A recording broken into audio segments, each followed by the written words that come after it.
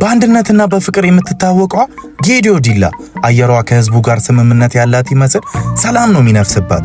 ከተማዋ በ1904 የተቆረቆረች ደራሮ የሚባል የራሷ ዘመን መለወጫ ያላት እጅግ በጣም ብዙ ብሔር ብሔረሰቦች በመቻቻል የሚኖሩባት ዲላ የመፈቃቀር የይቅር ባይነትና የአብሮነት ከተማ ነች። ከተማዋ ከ1920 ዓመተ ምህረት ጀምሮ የቡና ግብይቷ ማዕከልነቷ ጎልቶ መታየት ጀመረ።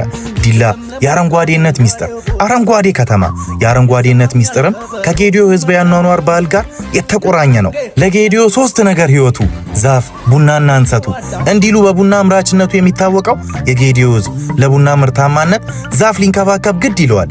ቡና የዛፍ ጥላ ይፈልጋልና የኢትዮጵያ የሚገኙ ከተሞች ለገጠር ከተማ ትስስር ምሳሌ መሆኗ የሚነገርላት የዲላ ከተማ በገጠር የሚስተዋለው የእንሰት ቡናና ዛፍ ቁርኝት ከከተማዋ ይለያል ያስብላል። እኔ ዲላ መጥቼ ንፋሷንም ወስጄ ቡናዋንም ጠጥቼ ህዝቦቿን ተግባብቻለሁ። ይቺን ከተማ እንድታያት እጋብዛችኋለሁ። ዲላዎች አመሰግናለሁ፣ እወዳችኋለሁ።